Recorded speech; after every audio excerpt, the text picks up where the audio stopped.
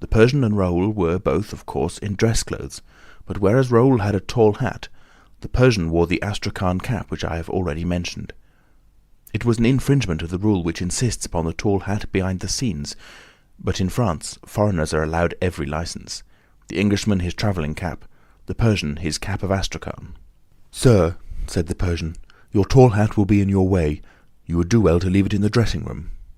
"What dressing-room?" asked Raoul. "Christine Daaé's." And the Persian, letting Raoul through the door which he had just opened, showed him the actress's room opposite. They were at the end of the passage, the whole length of which Raoul had been accustomed to traverse before knocking at Christine's door.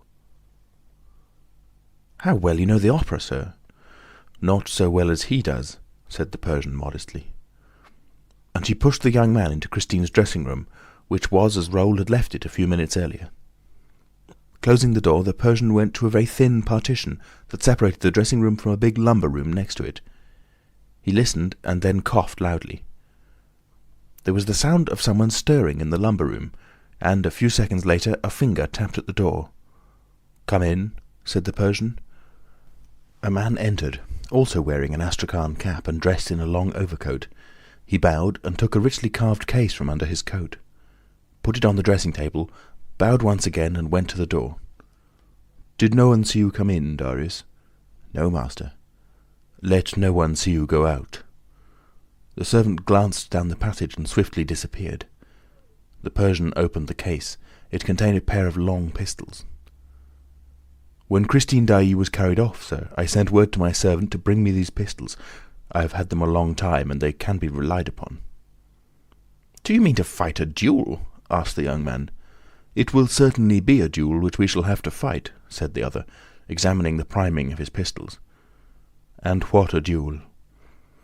Handing one of the pistols to Raoul, he added, "In this duel we shall be 2-1, but you must be prepared for everything, for we shall be fighting the most terrible adversary that you can imagine. But you love Christine Daaé, do you not?" "I worship the ground she stands on, but you, sir, who do not love her, tell me why I find you ready to risk your life for her. You must certainly hate Eric." "No, sir," said the Persian sadly. "I do not hate him. If I hated him, he would long ago have ceased doing harm." "Has he done you harm?" "I have forgiven him the harm which he has done me." "I do not understand you.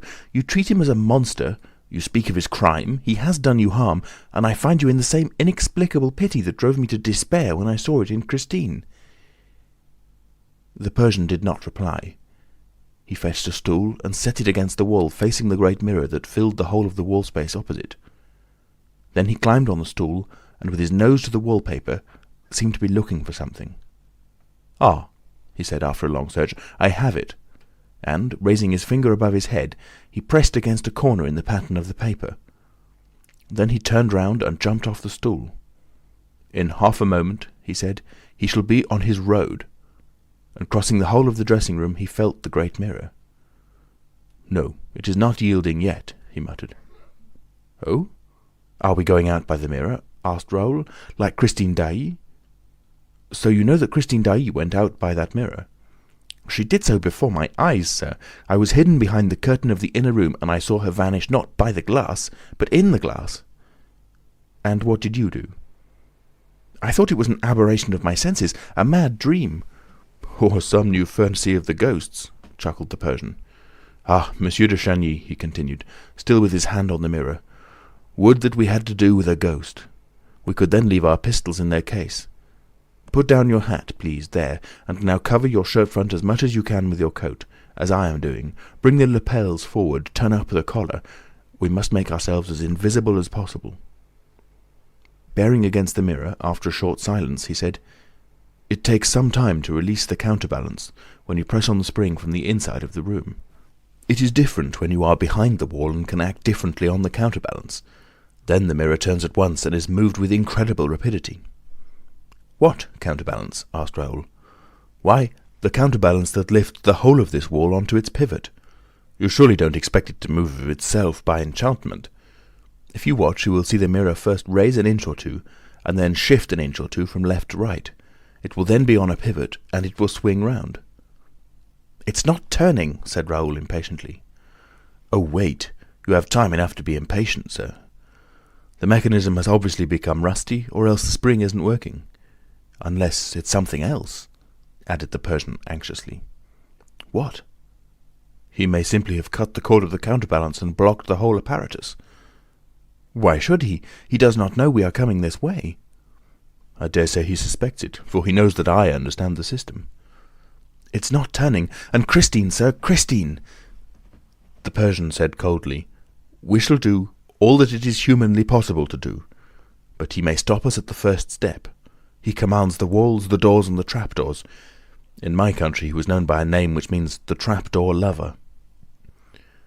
"But why do these walls obey him alone? He did not build them." "Yes, sir, that is just what he did." Raoul looked at him in amazement, but the Persian made a sign to him to be silent and pointed to the glass. There was a sort of shivering reflection. Their image was troubled as in a rippling sheet of water, and then all became stationary again. "You see, sir, that it is not turning. Let us take another road." "Tonight there is no other," declared the Persian in a singularly mournful voice. "And now look out, and be ready to fire." He himself raised his pistol opposite the glass. Raoul imitated his movement. With his free arm the Persian drew the young man to his chest, and suddenly the mirror turned in a blinding daze of cross-lights. It turned like one of those revolving doors which have lately been fixed to the entrances of most restaurants. It turned, carrying Raoul and the Persian with it, and suddenly hurling them from the full light into the deepest darkness. End of chapter 19.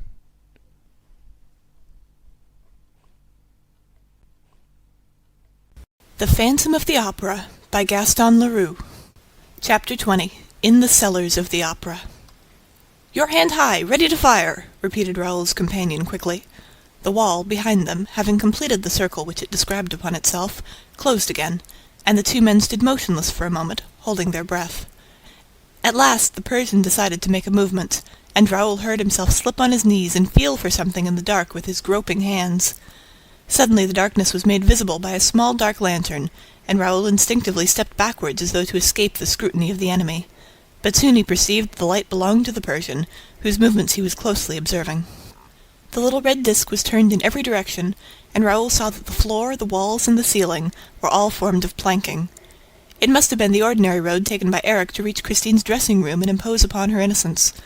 And Raoul, remembering the Persian's remark, thought that it had been mysteriously constructed by the ghost himself.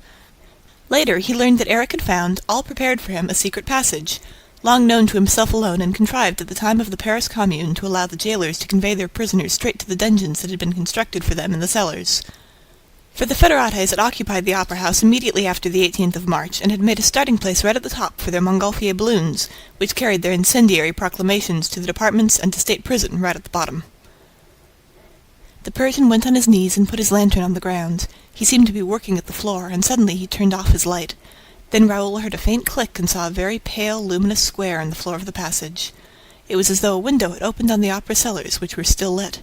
Raoul no longer saw the Persian, but he suddenly felt him by his side and heard him whisper, "Follow me, and do all that I do." Raoul turned to the luminous aperture. Then he saw the Persian, who was still on his knees, hang by his hands from the rim of the opening, with his pistol between his teeth, and slide into the cellar below.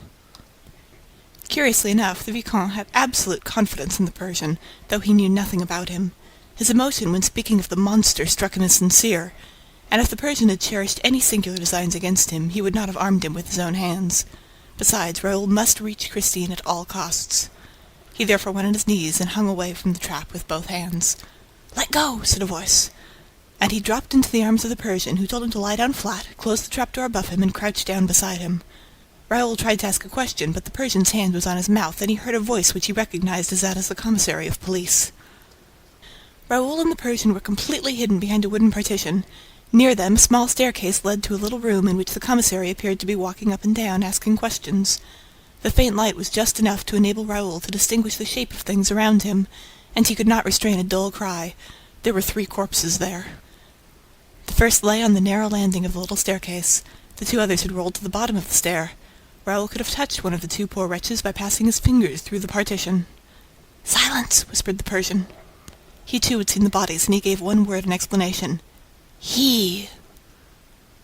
The commissary's voice was now heard more distinctly.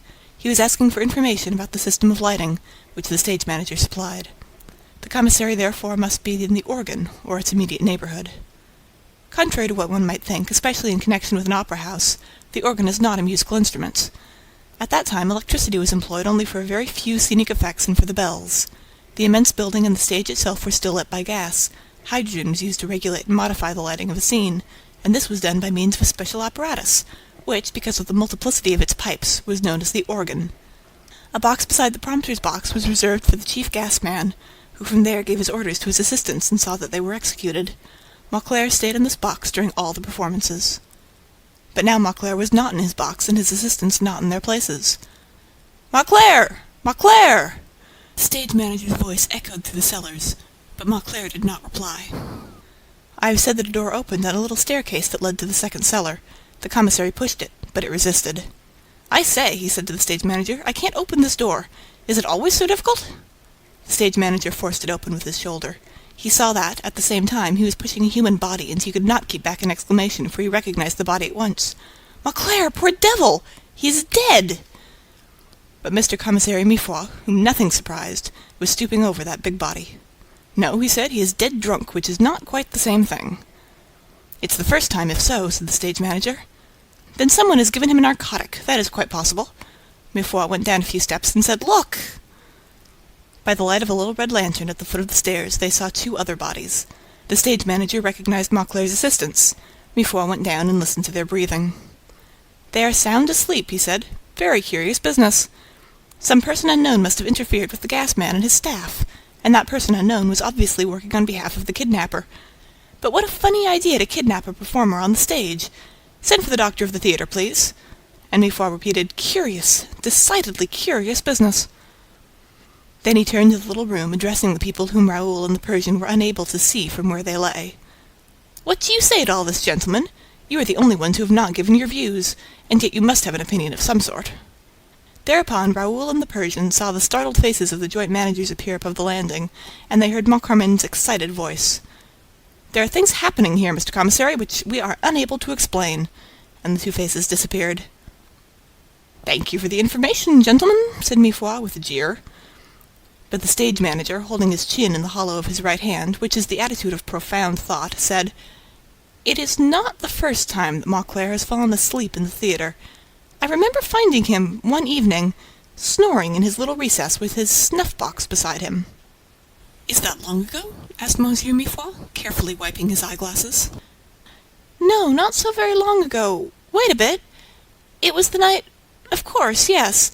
It was the night when Carlotta, you know, Mr. Commissary, gave her famous coac." "Really? The night when Carlotta gave her famous coac?" And Monsieur Mifroid, replacing his gleaming glasses on his nose, fixed the stage manager with a contemplative stare. "So Mauclair takes snuff, does he?" asked carelessly. "Yes, Mr. Commissary. Look, there is his snuff-box on that little shelf. Oh, he's a great snuff-taker." "So am I," said Mifroid, and put the snuff-box in his pocket. Raoul and the Persian, themselves unobserved, watched the removal of the three bodies by a number of scene-shifters, who were followed by the commissary and all the people with him. Their steps were heard for a few minutes on the stage above. When they were alone, the Persian made a sign to Raoul to stand up. Raoul did so, but as he did not lift his hand in front of his eyes, ready to fire, the Persian told him to resume that attitude and to continue it, whatever happened. "But it tires the hand unnecessarily," whispered Raoul. "If I do fire, I shan't be sure of my aim." "Then shift your pistol with the other hand," said the Persian. "I can't shoot with my left hand."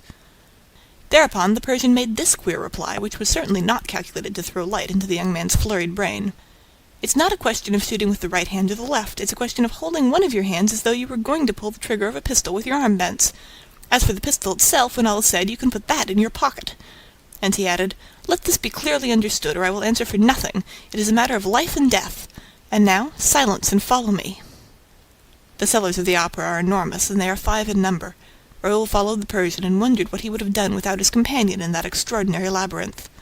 They went down to the 3rd cellar, and their progress was still lit by some distant lamp. The lower they went, the more precautions the Persian seemed to take. He kept on turning to Raoul to see if he was holding his arm properly, showing him how he himself carried his hand as if always ready to fire, though the pistol was in his pocket. Suddenly a loud voice made them stop. Someone above them shouted, "All the door shutters on the stage! The commissary of police wants them!" Steps were heard, and shadows glided through the darkness. The Persian drew Raoul behind the set-piece. They saw passing before and above them old men bent by age and the past burden of opera scenery. Some could hardly drag themselves along. Others, from habit, with stooping bodies and outstretched hands, looked for doors to shut. They were the door-shutters, the old, worn-out scene-shifters, on whom a charitable management had taken pity, giving them the job of shutting doors above and below the stage. They went about incessantly, from top to bottom of the building, shutting the doors. And they were also called the draft-expellers, at least at that time, for I have little doubt that by now they are all dead. Drafts are very bad for the voice, wherever they may come from. The two men might have stumbled over them, waking them up and provoking a request for explanations. For the moment, Monsieur Miffroy's inquiry saved them from any such unpleasant encounters. The Persian and Raoul welcomed this incident, which relieved them of inconvenient witnesses, for some of those door-shutters, having nothing else to do or nowhere to lay their heads, stayed at the opera from idleness or necessity, and spent the night there. But they were not left to enjoy their solitude for long. Other shades now came down by the same way by which the door-shutters had gone up. Each of these shades carried a little lantern and moved it about, above, below, and all around, as though looking for something or somebody. "Hang it," muttered the Persian. "I don't know what they are looking for, but they might easily find us. Let us get away, quick! Your hand up, sir, ready to fire! Bend your arm, more. That's it! Hand at the level of your eye, as though you were fighting a duel and waiting for the word to fire. Oh, leave your pistol in your pocket. Quick, come along, downstairs. Level of your eye, question of life or death. Here, this way, these stairs." They reached the fifth cellar. "Oh, what a duel, sir, what a duel!" Once in the fifth cellar, the Persian drew breath. He seemed to enjoy a rather greater sense of security than he had displayed when they had both stopped in the third, but he never altered the attitude of his hand. And Raoul, remembering the Persian's observation, "I know those pistols can be relied upon," was more and more astonished, wondering why anyone should be so gratified at being able to rely upon a pistol which he did not intend to use. But the Persian left him no time for reflection. Telling Raoul to stay where he was, he ran up a few steps of the staircase which they had just left, and then returned. "How stupid of us," he whispered. "We shall soon have seen the end of those men with their lanterns. It is the firemen going their rounds." The two men waited 5 minutes longer. Then the Persian took Raoul up the stairs again. But suddenly he stopped him with a gesture. Something moved in the darkness before them. "Flat on your stomach," whispered the Persian. The two men lay flat on the floor. They were only just in time. A shade, this time carrying no light, just a shade in the shade, passed. It passed close to them, near enough to touch them. They felt the warmth of its cloak upon them, for they could distinguish the shade sufficiently to see that it wore a cloak which shrouded it from head to foot. On its head it had a soft felt hat. It moved away, drawing its feet against the walls, and sometimes giving a kick into a corner. "Whew," said the Persian. "We've had a narrow escape. That shade knows me and has twice taken me to the manager's office." "Is it someone belonging to the theater police?" asked Raoul. "It's someone much worse than that," replied the Persian, without giving any further explanation. "It's not he?" "He? If he does not come behind us, we shall always see his yellow eyes. That is more or less our safeguard tonight. But he may come from behind, stealing up, and we are dead men if we do not keep our hands as though about to fire at the level of our eyes in front." The Persian had hardly finished speaking when a fantastic face came in sight, a whole fiery face, not only 2 yellow eyes. Yes, a head of fire came towards them at a man's height, but with no body attached to it. The face shed fire, looked in the darkness like a flame shaped as a man's face. "Oh," said the Persian, between his teeth, "I have never seen this before. Fantôme was not mad after all. He had seen it. What can that flame be? It is not he, but he may have sent it. Take care, take care. Your hand at the level of your eyes, in heaven's name, at the level of your eyes. I know most of his tricks, but not this one. Come, let us run, it is safer. Hand at the level of your eyes." And they fled down the long passage that opened before them. After a few seconds, that seemed to them like long minutes, they stopped. "He doesn't often come this way," said the Persian. "This side has nothing to do with him. This side does not lead to the lake, nor to the house on the lake. But perhaps he knows that we are at his heels, although I promised him to leave him alone and never to meddle in his business again." So saying, he turned his head, and Raoul also turned his head, and they again saw the head of fire behind their 2 heads. It had followed them, and it must have run also, and perhaps faster than they, for it seemed to be nearer to them. At the same time they began to perceive a certain noise of which they could not guess the nature. They simply noticed that the sound seemed to move and to approach with the fiery face. It was a noise as though thousands of nails had been scraped against a blackboard, the perfectly unendurable noise that is sometimes made by a little stone inside the chalk that grates on the blackboard. They continued to retreat, but the fiery face came on, gaining on them. They could see its features clearly now. The eyes were round and staring, the nose a little crooked and the mouth large with a hanging lower lip, very like the eyes, nose, and lip of the moon when the moon is quite red, bright red. How did that red moon manage to glide through the darkness at a man's height, with nothing to support it, at least apparently? And how did it go so fast, so straight ahead, with such staring, staring eyes? And what was that scratching, scraping, grating sound which it brought with it? The Persian and Raoul could retreat no further, and flatten themselves against the wall, not knowing what was going to happen because of that incomprehensible head of fire, especially now, because of the more intense, swarming, living, numerous sound, for the sound was certainly made up of hundreds of little sounds that moved in the darkness, under the fiery face.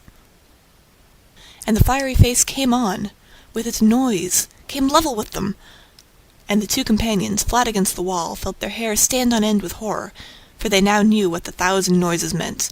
They came in a troop, hustled along in the shadow by innumerable little hurried waves, swifter than the waves that rush over the sands at high tide, little night waves foaming under the moon, under the fiery head that was like a moon, and the little waves passed between their legs, climbing up their legs, irresistibly, and Raoul and the Persian could no longer restrain their cries of horror, dismay, and pain, nor could they continue to hold their hands at the level of their eyes. Their hands went down to their legs to push back the waves, which were full of little legs and nails and claws and teeth. Yes, Raoul and the Persian were ready to faint, like Pampan the fireman. But the head of fire turned round in answer to their cries, and spoke to them. "Don't move! Don't move! Whatever you do, don't come after me! I am the rat-catcher! Let me pass with my rats!" And the head of fire disappeared, vanished in the darkness, while the passage in front of it lit up, as the result of the change which the rat-catcher had made in his dark lantern. Before, so as not to scare the rats in front of him, he had turned his dark lantern on himself, lighting up his own head. Now, to hasten their flight, he lit the dark space in front of him, and he jumped along, dragging with him the waves of screeching rats, all the thousand sounds. Raoul and the Persian breathed again, though still trembling. "I ought to have remembered that Eric talked to me about the rat-catcher," said the Persian, "but he never told me that he looked like that, and it's funny that I should never have met him before. Of course, Eric never comes to this part." "Are we very far from the lake, sir?" asked Raoul. "When shall we get there? Take me to the lake, oh, take me to the lake! When we are at the lake we will call out. Christine will hear us, and he will hear us too. And, as you know him, we shall talk to him." "Baby," said the Persian, "we shall never enter the house on the lake. I myself have never landed on the other bank, the bank on which the house stands. You have to cross the lake first, and it is well guarded. I fear that more than one of those old men, old scene-shifters, old door-shutters, who have never been seen again, were simply tempted to cross the lake. It is terrible. I myself would have been nearly killed there, if the monster had not recognized me in time. One piece of advice, sir, never go near the lake. And above all, shut your ears if you hear the voice singing under the water, the siren's voice." "But then what are we here for?" asked Raoul, in a transport of fever, impatience, and rage. "If you can do nothing for Christine, at least let me die for her." The Persian tried to calm the young man. "We have only one means of saving Christine Daaé, believe me, which is to enter the house unperceived by the monster." "And is there any hope of that, sir?" "Ah, if I had not that hope, I would not have come to fetch you." "And how can one enter the house on the lake without crossing the lake?" "From the third cellar from which we were so unluckily driven away. We will go back there now. I will tell you," said the Persian, with a sudden change in his voice. "I will tell you the exact place, sir. It is between a set-piece and a discarded scene from Roi de Lahore, exactly at the spot where Joseph Bouquet died. Come, sir, take courage and follow me, and hold your hand at the level of your eyes. But where are we?" The Persian lit his lamp again and flung its rays down two enormous corridors that crossed each other at right angles. "We must be," he said, "in the part used more particularly for the waterworks. I see no fire coming from the furnaces." He went in front of Raoul, seeking his road, stopping abruptly when he was afraid of meeting some waterman. Then they had to protect themselves against the glow of a sort of underground forge, which the men were extinguishing, and at which Raoul recognized the demons whom Christine had seen at the time of her first captivity. In this way they gradually arrived beneath the huge cellars below the stage. They must at this time have been at the very bottom of the tub, and at an extremely great depth, when we remember that the earth was dug out at 50 feet below the water that lay under the whole of that part of Paris. The Persian touched a partition wall and said, "If I am not mistaken, this is a wall that might easily belong to the house on the lake." He was striking a partition wall of the tub, and perhaps it would be as well for the reader to know how the bottom and the partition walls of the tub were built. In order to prevent the water surrounding the building operations from remaining in immediate contact with the walls supporting the whole of the theatrical machinery, The architect was obligated to build a double case in every direction. The work of constructing this double case took a whole year. It was the wall of the first inner case that the Persian struck when speaking to Raoul of the house on the lake.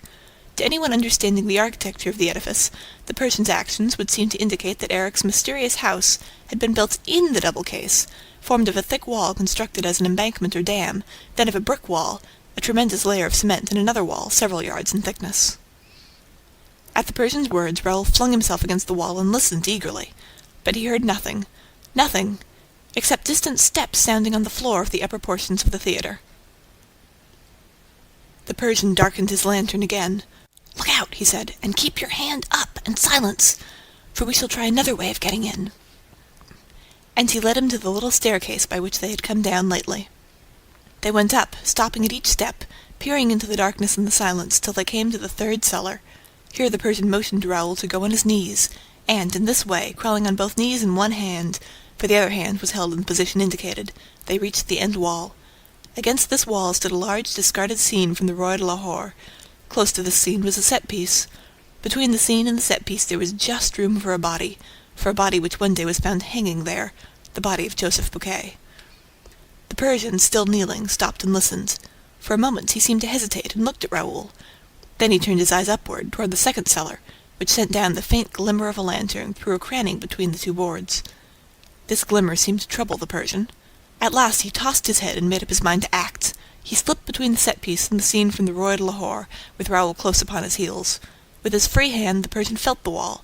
Raoul saw him bear heavily upon the wall, just as he had pressed against the wall in Christine's dressing-room. Then a stone gave way, leaving a hole in the wall. This time the Persian took his pistol from his pocket and made a sign to Raoul to do as he did. He cocked the pistol. And resolutely, still on his knees, he wriggled through the hole in the wall. Raoul, who had wished to pass first, had to be content to follow him. The hole was very narrow. The Persian stopped almost at once. Raoul heard him feeling the stones around him. Then the Persian took out his dark lantern again, stooped forward, examined something beneath him, and immediately extinguished his lantern. Raoul heard him say, in a whisper, "We shall have to drop a few yards without making a noise. Take off your boots." The Persian handed his own shoes to Raoul. "Put them outside the wall," he said. "We shall find them there when we leave." He crawled a little further on his knees, then turned right round and said, "I'm going to hang by my hands from the edge of the stone and let myself drop into his house. You must do exactly the same. Do not be afraid. I will catch you in my arms." Raoul soon heard a dull sound, evidently produced by the fall of the Persian, and then dropped down. He felt himself clasped in the Persian's arms. "Hush," said the Persian. And they stood motionless, listening. The darkness was thick around them, the silence heavy and terrible.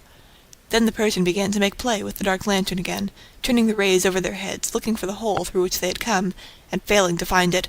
"Oh," he said, "the stone is closed of itself." And the light of the lantern swept down the wall and over the floor. The Persian stooped and picked up something, a sort of cord, which he examined for a second and flung away with horror. "The Punjab lasso," he muttered. "What is it?" asked Raoul. The Persian shivered. It might very well be the rope by which the man was hanged, and which was looked for so long. And suddenly seized with fresh anxiety, he moved the little red disk of his lantern over the walls. In this way he lit up a curious thing, the trunk of a tree, which seemed to be still quite alive with its leaves, and the branches of that tree ran right up the walls and disappeared in the ceiling. Because of the smallness of the luminous disk, it was difficult at first to make out the appearance of things. They saw a corner of a branch, and a leaf, and another leaf, and, next to it, nothing at all, nothing but the ray of light that seemed to reflect itself. Raoul passed his hands over that nothing, over that reflection. "Hullo," he said, "the wall is a looking-glass." "Yes, a looking-glass," said the Persian, in a tone of deep emotion, and, passing the hand that held the pistol over his moist forehead, he added, "We have dropped into the torture-chamber." What the Persian knew of this torture-chamber, and what there befell him and his companion, shall be told in his own words, as set down in a manuscript which he left behind him, and which I copy verbatim. End of chapter 20.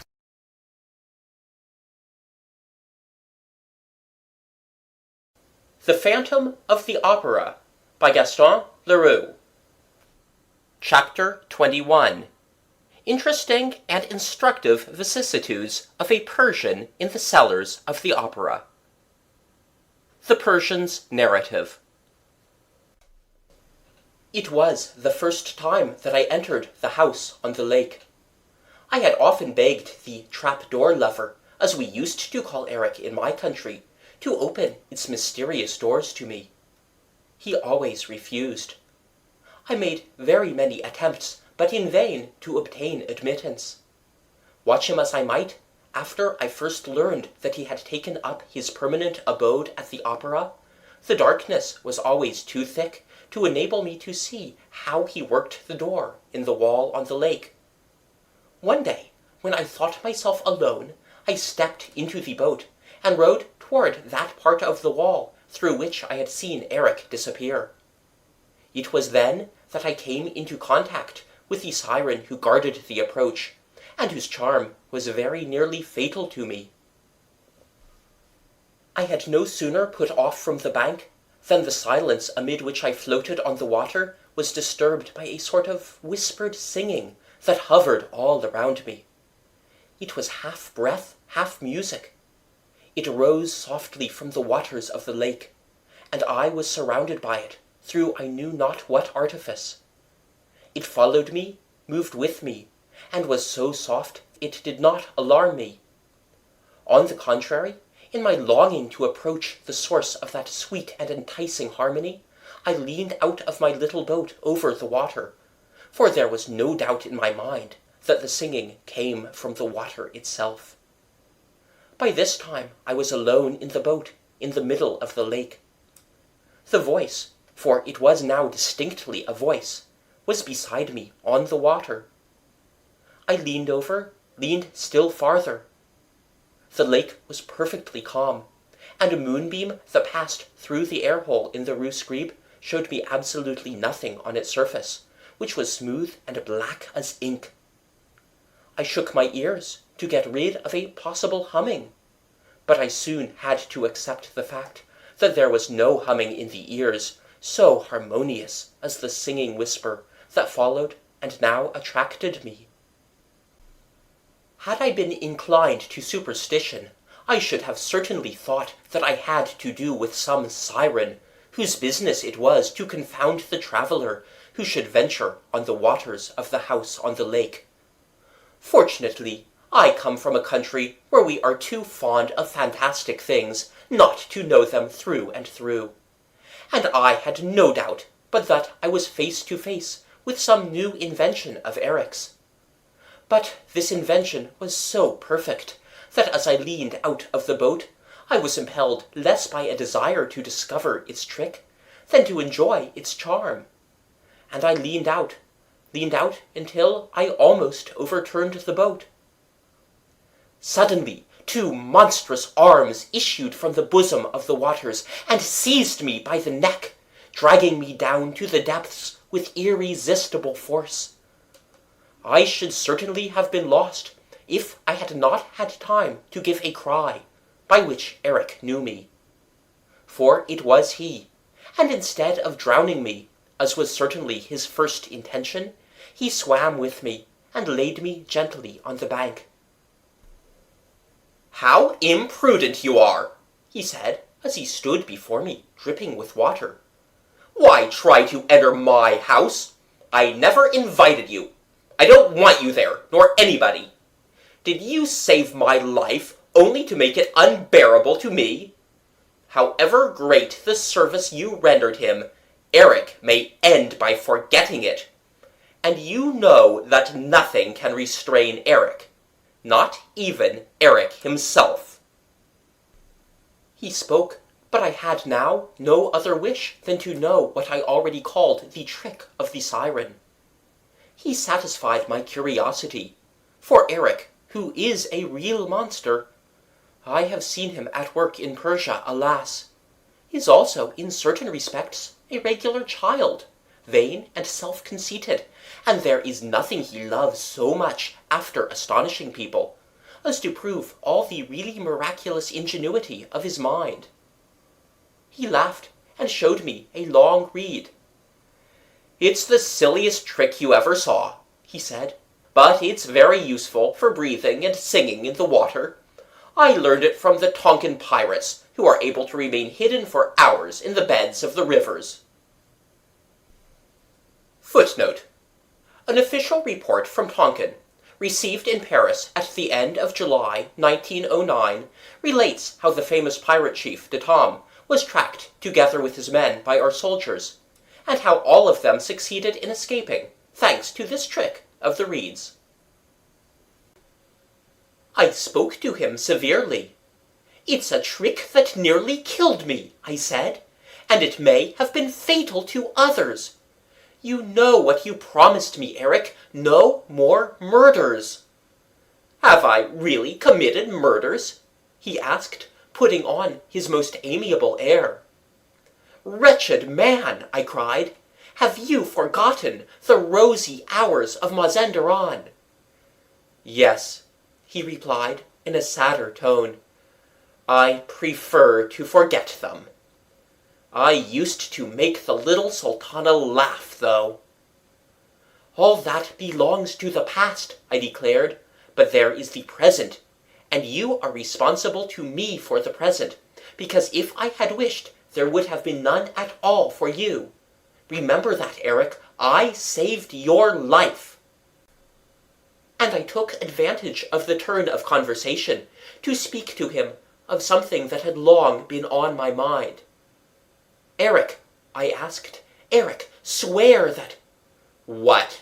he retorted. "You know I never keep my oaths. Oaths are made to catch gulls with." "Tell me. You can tell me, at any rate." "Well?" "Well, the chandelier. The chandelier, Eric." "What about the chandelier?" "You know what I mean." "Oh," he snickered, "I don't mind telling you about the chandelier. It wasn't I. The chandelier was very old and worn." When Eric laughed, he was more terrible than ever.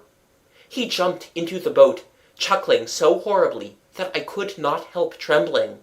"Very old and worn, my dear Daroga, very old and worn, the chandelier. It fell of itself. It came down with a smash.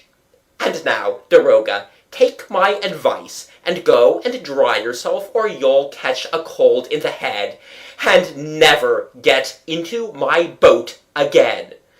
And whatever you do, don't try to enter my house.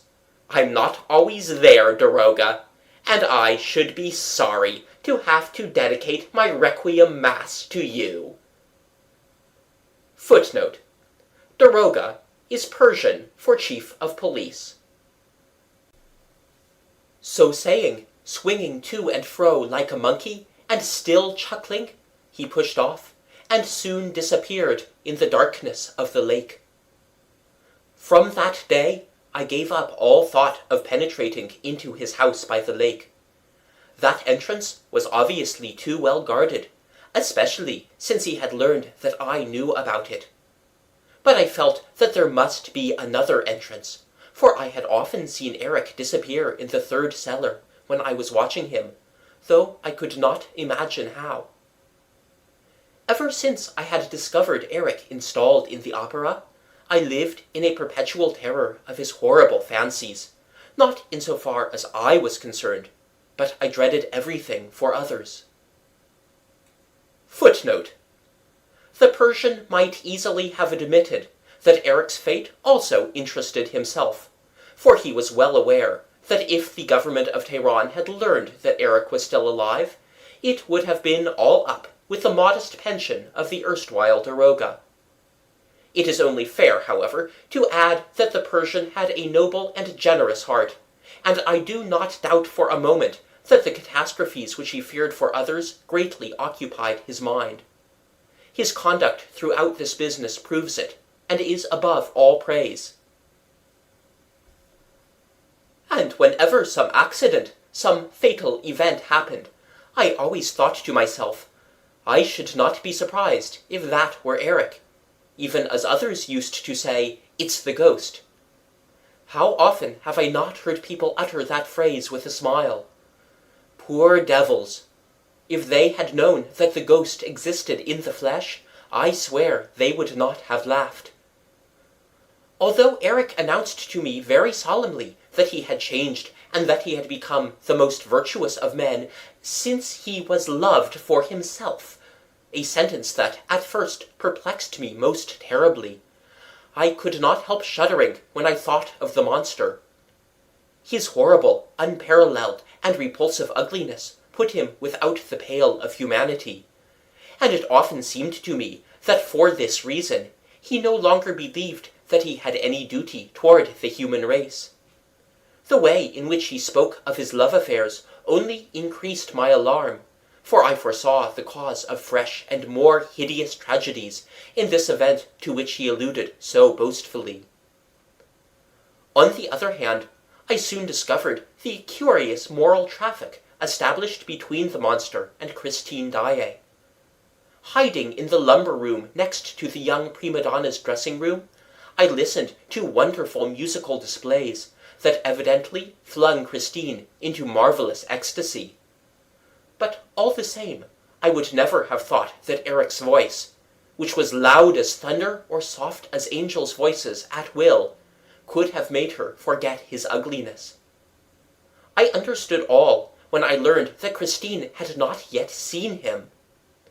I had occasion to go to the dressing room, and remembering the lessons he had once given me, I had no difficulty in discovering the trick that made the wall with the mirror swing round, and I ascertained the means of hollow bricks and so on, by which he made his voice carry to Christine as though she heard it close beside her.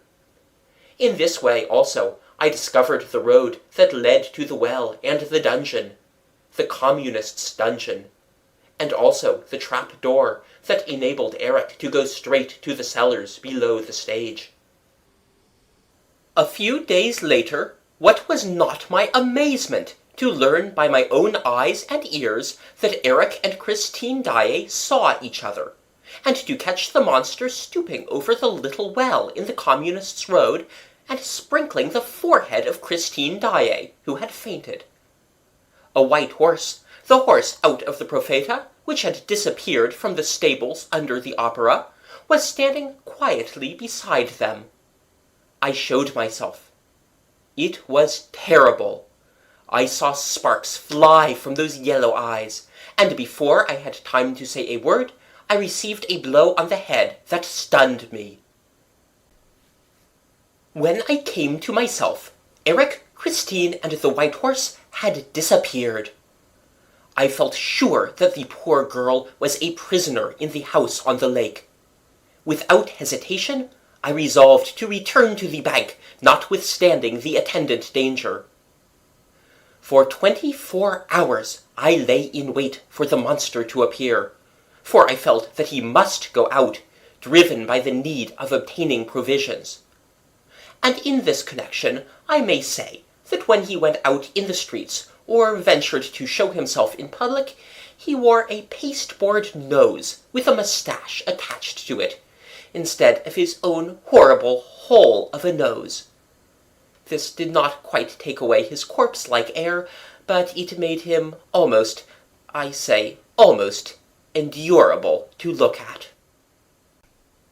I therefore watched on the bank of the lake, and weary of long waiting, was beginning to think that he had gone through the other door, the door in the third cellar, when I heard a slight splashing in the dark. I saw the two yellow eyes shining like candles, and soon the boat touched shore. Eric jumped out and walked up to me. "You've been here for 24 hours, he said, "and you're annoying me. I tell you, all this will end very badly, and you will have brought it upon yourself, for I have been extraordinarily patient with you. You think you are following me, you great booby, whereas it's I who am following you, and I know all that you know about me here. I spared you yesterday in my communist's road, but I warn you, seriously, don't let me catch you there again. Upon my word, you don't seem able to take a hint." He was so furious that I did not think, for the moment, of interrupting him. After puffing and blowing like a walrus, he put his horrible thought into words. Yes, you must learn once and for all, I say, to take a hint.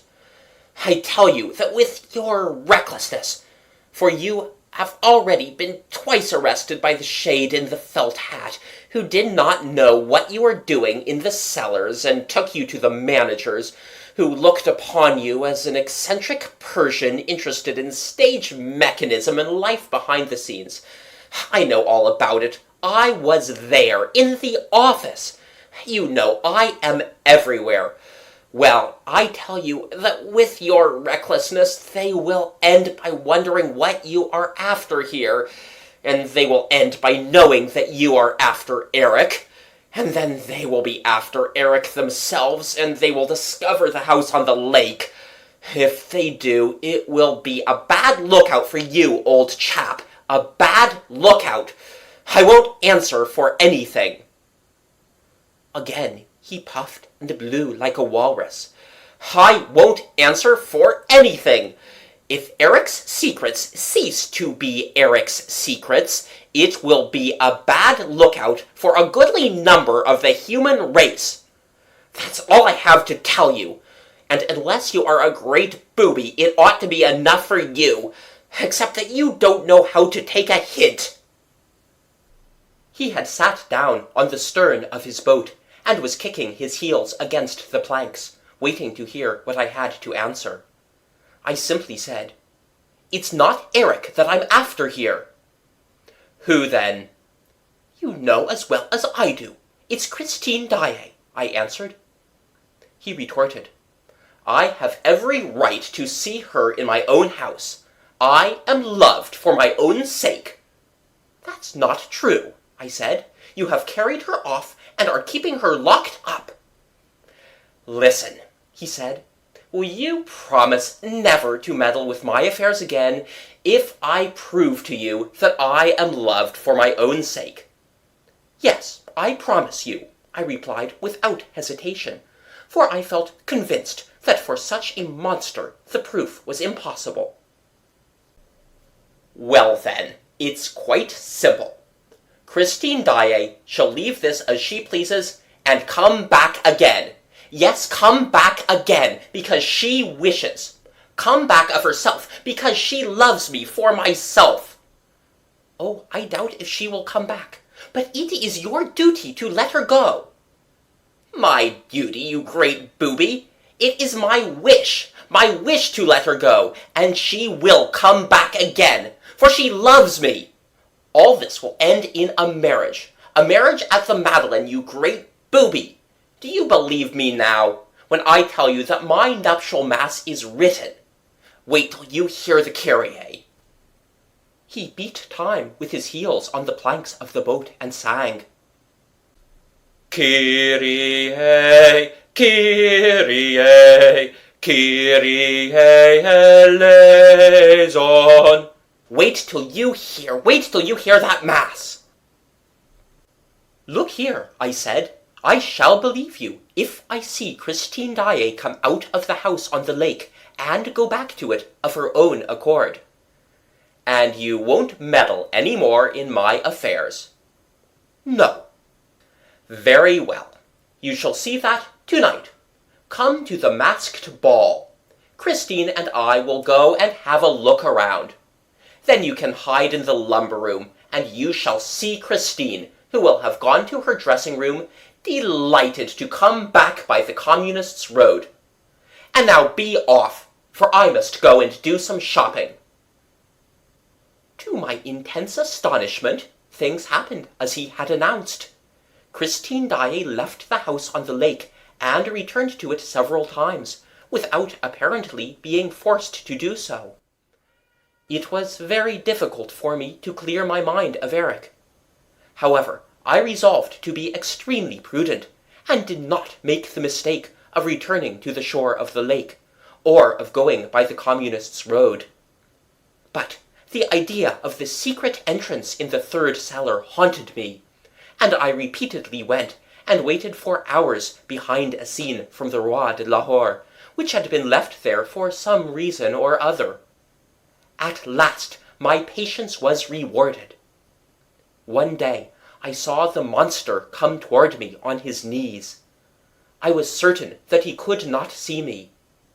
He passed between the scene behind which I stood and a set-piece, went to the wall, and pressed on a spring that moved a stone and afforded him an ingress. He passed through this, and the stone closed behind him. I waited for at least 30 minutes, and then pressed the spring in my turn. Everything happened as with Eric, but I was careful not to go through the hole myself, for I knew that Eric was inside. On the other hand, the idea that I might be caught by Eric suddenly made me think of the death of Joseph Buquet. I did not wish to jeopardize the advantages of so great a discovery, which might be useful to many people, to a goodly number of the human race, in Eric's words, and I left the cellars of the opera, after carefully replacing the stone. I continued to be greatly interested in the relations between Eric and Christine Daaé, not from any morbid curiosity, but because of the terrible thought which obsessed my mind, that Eric was capable of anything, if he once discovered that he was not loved for his own sake as he imagined. I continued to wander very cautiously about the opera, and soon learned the truth about the monster's dreary love affair. He filled Christine's mind through the terror with which he inspired her, but the dear child's heart belonged wholly to the Vicomte Raoul de Chagny. While they played about like an innocent engaged couple on the upper floors of the opera to avoid the monster, they little suspected that someone was watching over them. I was prepared to do anything, to kill the monster if necessary, and explain to the police afterward. But Eric did not show himself, and I felt none the more comfortable for that.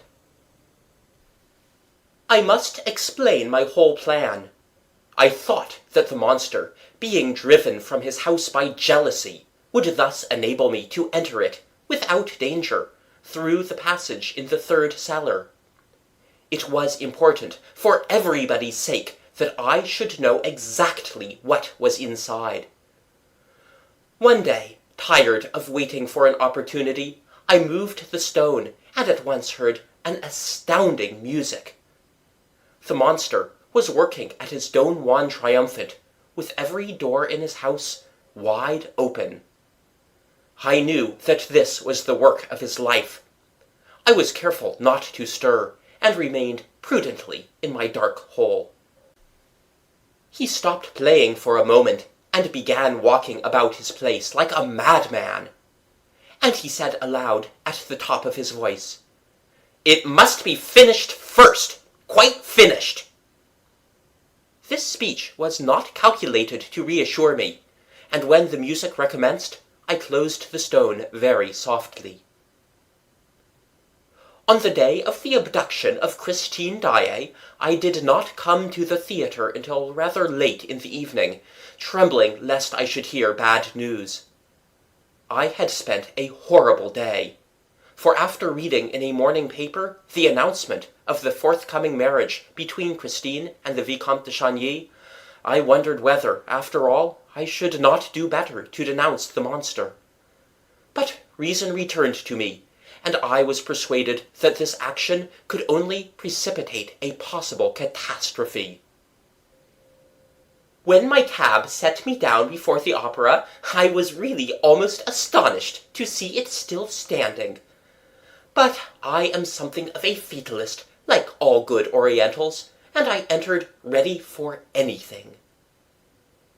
Christine Daaé's abduction in the prison act, which naturally surprised everybody, found me prepared. I was quite certain that she had been juggled away by Eric, that prince of conjurers. And I thought positively that this was the end of Christine, and perhaps of everybody, so much so that I thought of advising all these people who were staying on at the theatre to make good their escape. I felt, however, that they would be sure to look upon me as mad, and I refrained. On the other hand, I resolved to act without further delay as far as I was concerned.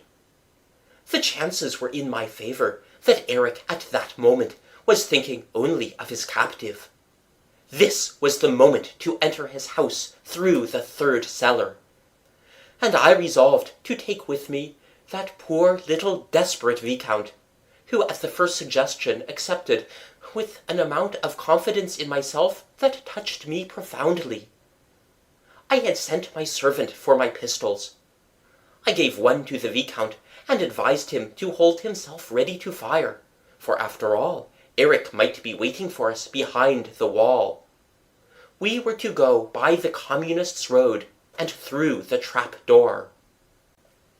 Seeing my pistols, the little Viscount asked me if we were going to fight a duel. I said, yes, and what a duel! But, of course, I had no time to explain anything to him. The little Viscount is a brave fellow, but he knew hardly anything about his adversary. And it was so much the better. My great fear was that he was already somewhere near us, preparing the Punjab lasso. No one knows better than he how to throw the Punjab lasso, for he is the king of stranglers, even as he is the prince of conjurers. When he had finished making the little Sultana laugh at the time of the rosy hours of Mazandaran, she herself used to ask him to amuse her by giving her a thrill. It was then that he introduced the sport of the Punjab lasso. He had lived in India and acquired an incredible skill in the art of strangulation. He would make them lock him into a courtyard, to which they brought a warrior, usually a man condemned to death, armed with a long pike and broadsword. Eric had only his lasso, and it was always just when the warrior thought that he was going to fell Eric with a tremendous blow that we heard the lasso whistle through the air. With a turn of the wrist, Eric tightened the noose round his adversary's neck, and in this fashion dragged him before the little Sultana and her women, who sat looking from a window and applauding. The little Sultana herself learned to wield the Punjab lasso, and killed several of her women, and even of the friends who visited her. But I prefer to drop this terrible subject of the rosy hours of Mazandaran. I have mentioned it only to explain why, on arriving with the Vicomte de Chagny in the cellars of the Opera, I was bound to protect my companion against the ever-threatening danger of death by strangling. My pistols could serve no purpose, for Eric was not likely to show himself, but Eric could always strangle us. I had no time to explain all this to the Vicomte. Besides, there was nothing to be gained by complicating the position. I simply told Monsieur de Chagny to keep his hand at the level of his eyes, with the arm bent, as though waiting for the command to fire. With his victim in this attitude, it is impossible, even for the most expert strangler, to throw the lasso with advantage. It catches you not only round the neck, but also round the arm or hand. This enables you easily to unloose the lasso, which then becomes harmless. After avoiding the commissary of police, a number of door shutters, and the fireman, after meeting the rat-catcher and passing the man in the felt hat unperceived, the Viscount and I arrived without obstacle in the third cellar, between the set-piece and the scene from the Roi de Lahore. I worked the stone, and we jumped into the house which Eric had built himself in the double case of the foundation walls of the Opera. And this was the easiest thing in the world for him to do, because Eric was one of the chief contractors under Philippe Garnier, the architect of the Opera, and continued to work by himself when the works were officially suspended during the war, the siege of Paris, and the Commune. I knew my Eric too well to feel at all comfortable on jumping into his house. I knew what he had made of a certain palace at Mazandaran. From being the most honest building conceivable, he soon turned it into a house of the very devil, where you could not utter a word but it was overheard or repeated by an echo. With his trap-doors, the monster was responsible for endless tragedies of all kinds. He hit upon astonishing inventions. Of these, the most curious, horrible, and dangerous was the so-called torture chamber. Except in special cases, when the little sultana amused herself by inflicting suffering upon some unoffending citizen, no one was let into it but wretches condemned to death. And even then, when these had had enough, they were always at liberty to put an end to themselves with a Punjab lasso or bowstring, left for their use at the foot of an iron tree. My alarm, therefore, was great, when I saw that the room into which Monsieur le Vicomte de Chagny and I had dropped was an exact copy of the torture chamber of the rosy hours of Mazenderan. At our feet I found the Punjab lasso, which I had been dreading all the evening. I was convinced that this rope had already done duty for Joseph Buquet, who, like myself, must have caught Eric one evening working the stone in the third cellar. He probably tried it in his turn, fell into the torture chamber, and only left it hanged. I can well imagine Eric dragging the body, in order to get rid of it, to the scene from the Roi de Lahore, and hanging it there as an example, or to increase the superstitious terror, which was to help him in guarding the approaches to his lair. Then, upon reflection, Eric went back to fetch the Punjab lasso, which is very curiously made out of catgut, and which might have set an examining magistrate thinking. This explains the disappearance of the rope. And now I discovered the lasso at our feet in the torture chamber. I am no coward, but a cold sweat covered my forehead as I moved the little red disc of my lantern over the walls.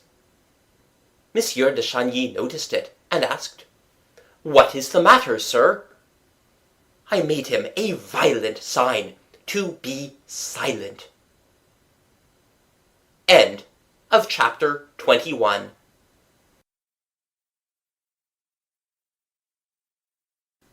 The Phantom of the Opera by Gaston Leroux. Chapter 22. In the Torture Chamber. The Persian's narrative continued. We were in the middle of a little six-cornered room, the sides of which were covered with mirrors from top to bottom. In the corners we could clearly see the joins in the glasses, the segments intended to turn on their gear. Yes, I recognised them, and I recognised the iron tree in the corner, at the bottom of one of those segments. The iron tree, with its iron branch, for the hanged man. I seized my companion's arm. The Vicomte de Chagny was all a-quiver, eager to shout to his betrothed that he was bringing her help. I feared he would not be able to contain himself. Suddenly we heard a noise on our left. It sounded at first like a door opening and shutting in the next room, and then there was a dull moan. I clutched Monsieur de Chagny's arm more firmly still, and then we distinctly heard these words. "You must make your choice, the wedding mass or the requiem mass." I recognised the voice of the monster. There was another moan, followed by a long silence. I was persuaded by now that the monster was unaware of our presence in his house, for otherwise he would certainly have managed not to let us hear him.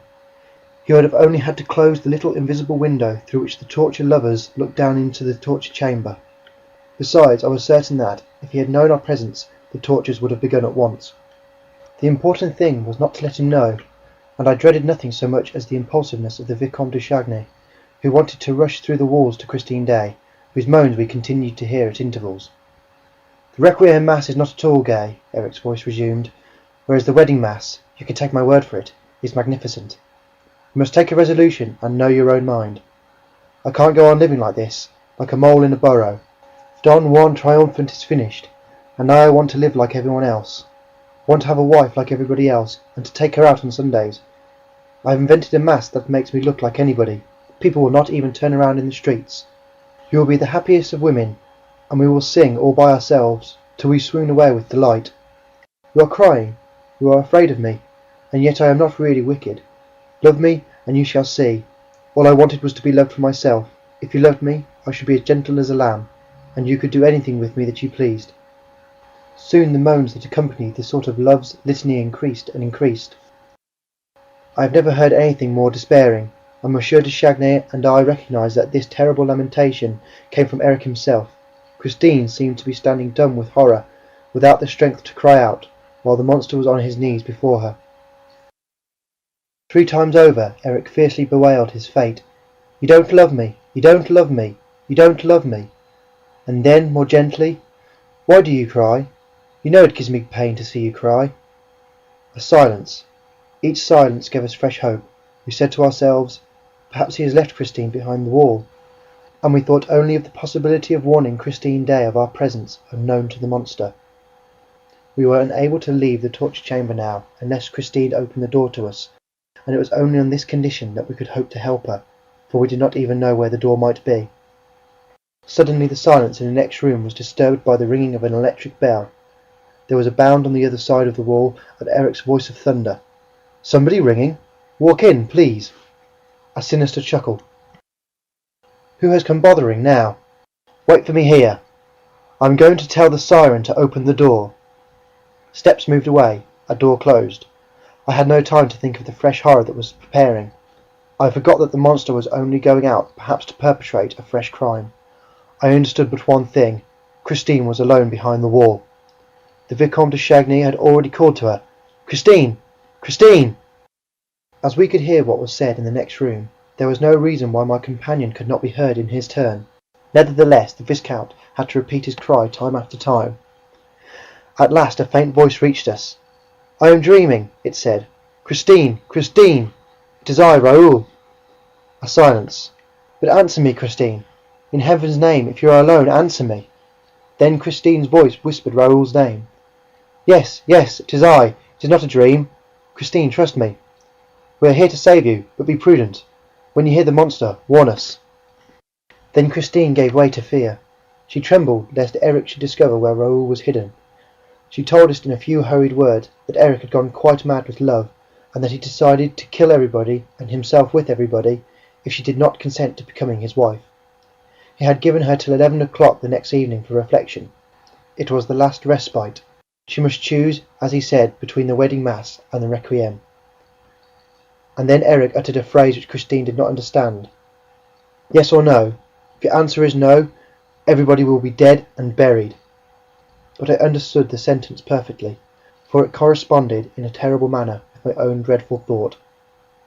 "Can you tell us where Eric is?" I asked. She replied he must have left the house. "Could you make sure?" "No, I am fastened. I cannot stir a limb." When we heard this, Monsieur de Chagny and I gave a yell of fury. Our safety, the safety of all 3 of us, depended on the girl's liberty of movement. "But where are you?" asked Christine. "There are only 2 doors in my room. The Louis Philippe room, of which I told you, Raoul, a door through which Eric comes and goes, and another which he has never opened before me, and which he has forbidden me ever to go through, because he says it is the most dangerous of the doors, the door of the torture chamber." "Christine, that is where we are." "You are in the torture chamber?" "Yes, but we cannot see the door." "Oh, if I could only drag myself so far! I would knock at the door, and that would tell you where it is." "Is it a door with a lock to it?" I asked. "Yes, with a lock." "Mademoiselle," I said, "it is absolutely necessary that you should open that door to us." "But how?" asked the poor girl tearfully. We heard her straining, trying to free herself from the bonds that held her. "I know where the key is," she said, in a voice that seemed exhausted by the effort she had made. "I am fastened so tight. Oh, the wretch!" And she gave a sob. "Where is the key?" I asked, signing to Monsieur de Chagny not to speak, and to leave the business to me, for we had not a moment to lose. "In the next room, near the organ, with another little bronze key which he has also forbade me to touch. They are both in a little leather bag which he calls the bag of life and death. Raoul! Raoul! Fly! Everything is mysterious and terrible here, and Eric will soon have gone quite mad, and you are in the torture chamber. Go back by the way you came. There must be a reason why the room is called by that name." "Christine," said the young man, "we will go from here together or die together." "We must keep cool," I whispered. "Why has he fastened you, mademoiselle? You can't escape from his house, and he knows it." I tried to commit suicide. The monster went out last night after carrying me here fainting and half chloroformed. He was going to his banker, so he said. When he returned, he found me with my face covered with blood. I had tried to kill myself by striking my forehead against the walls. "Christine!" groaned Raoul, and he began to sob. Then he bound me. I am not allowed to die until 11 o'clock tomorrow evening. "Mademoiselle," I declared, "the monster bound you, and he shall unbind you. You only have to play the necessary part. Remember that he loves you." "Alas," we heard, "I am likely to forget it." "Remember it, and smile to him. Entreat him. Tell him that your bonds hurt you." But Christine Daaé said, "Hush! I hear something in the wall on the lake. It is he. Go away! Go away! Go away!" "We could not go away even if we wanted to," I said as impressively as I could. "We cannot leave this, and we are in the torture chamber." "Hush!" whispered Christine again. Heavy steps sounded slowly behind the wall, then stopped and made the floor creak once more. Next came a tremendous sigh, followed by a cry of horror from Christine, and we heard Eric's voice. "I beg your pardon for letting you see a face like this. What a state I am in, am I not? It's the other one's fault. Why did he ring? Do I ask people who pass to tell me the time? He will never ask anybody the time again. It is the siren's fault." Another sigh, deeper, more tremendous still, came from the abysmal depths of a soul. "Why did you cry out, Christine?" "Because I'm in pain, Eric." "I thought I had frightened you." "Eric, unloosen my bonds. Am I not your prisoner?" "You will try to kill yourself again." "You have given me till 11 o'clock tomorrow evening, Eric." The footsteps dragged along the floor again. "After all, as we are to die together, and I am just as eager as you. Yes, I've had enough of this life, you know. Wait, don't move, I will release you. You have only one word to say. No, and at once it will be over with everybody." "You are right, you are right. Why wait till 11 o'clock tomorrow evening? True, it would have been grander, finer, but that is childish nonsense.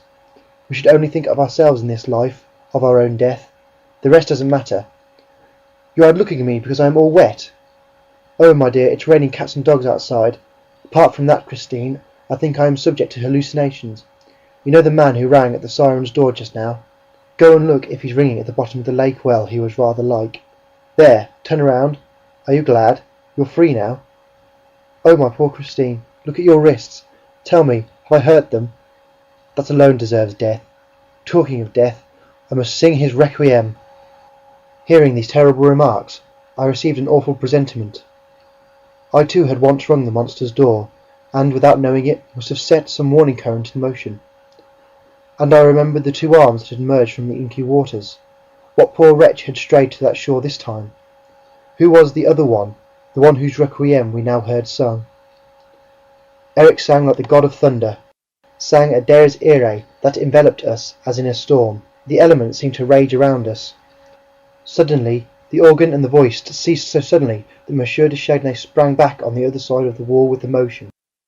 And the voice, changed and transformed, distinctly grated out these metallic syllables. "What have you done with my bag?" End of chapter 22.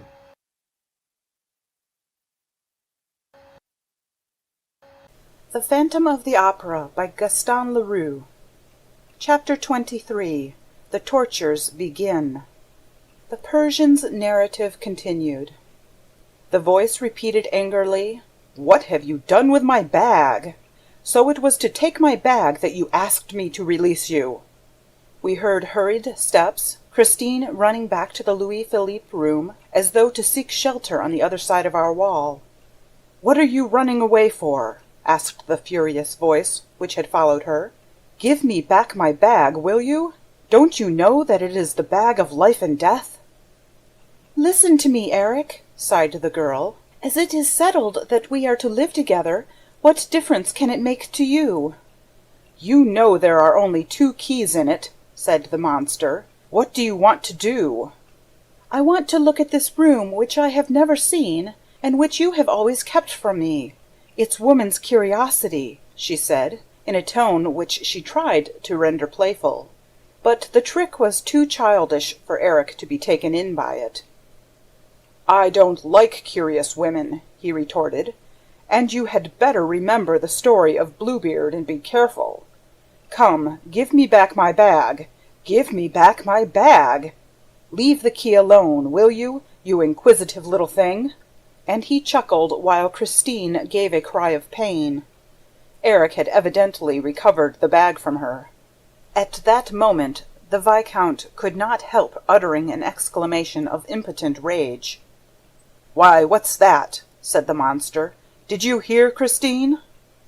"No, no," replied the poor girl. "I heard nothing." "I thought I heard a cry." "A cry? Are you going mad, Eric? Whom do you expect to give a cry in this house? I cried out because you hurt me. I heard nothing." "I don't like the way you said that. You're trembling. You're quite excited. You're lying. That was a cry. There was a cry. There is someone in the torture chamber. Ah, I understand now." "There is no one in there, Eric." "I understand. "No one." The man you want to marry, perhaps." "I don't want to marry anybody. You know I don't." Another nasty chuckle. "Well, it won't take long to find out. Christine, my love, you need not open the door to see what is happening in the torture chamber. Would you like to see? Look here. If there is someone, if there is really someone there, you will see the invisible window light up at the top near the ceiling. We need only draw the black curtain and put out the light in here. There, that's it. Let's put out the light. You're not afraid of the dark when you're with your little husband." Then we heard Christine's voice of anguish. "No, I'm frightened. I tell you, I'm afraid of the dark. I don't care about that room now. You're always frightening me, like a child, with your torture chamber, and so I became inquisitive. But I don't care about it now, not a bit, not a bit." And that which I feared above all things began, automatically. We were suddenly flooded with light. Yes, on our side of the wall everything seemed aglow. The Vicomte de Chagny was so much taken aback that he staggered, and the angry voice roared. "I told you there was someone! Do you see the window now? The lighted window right up there. The man behind the wall can't see it, but you shall go up the folding steps. That is what they are there for. You have often asked me to tell you, and now you know. They are there to give a peep into the torture chamber, you inquisitive little thing." "What tortures? Who is being tortured? Eric, Eric, say you are only trying to frighten me. Say it, if you love me, Eric. There are no tortures, are there?" "Go and look at the little window, dear." I do not know if the Viscount heard the girl's swooning voice, for he was too much occupied by the astounding spectacle that now appeared before his distracted gaze. As for me, I had seen that sight too often through the little window, at the time of the rosy hours of Mazenderan, and I cared only for what was being said next door, seeking for a hint how to act, what resolution to take. "Go and peep through the little window. Tell me what he looks like." We heard the steps being dragged against the wall. "Up with you." "No, no, I will not go up myself, dear." "Oh, very well. I will go up. Let me go." "Oh, my darling, how sweet of you. How nice of you to save me the exertion at my age. Tell me what he looks like." At that moment we distinctly heard these words above our heads. "There is no one there, dear." "No one? Are you sure there is no one?" "Why, of course not. No one." "Well, that's all right. What's the matter, Christine?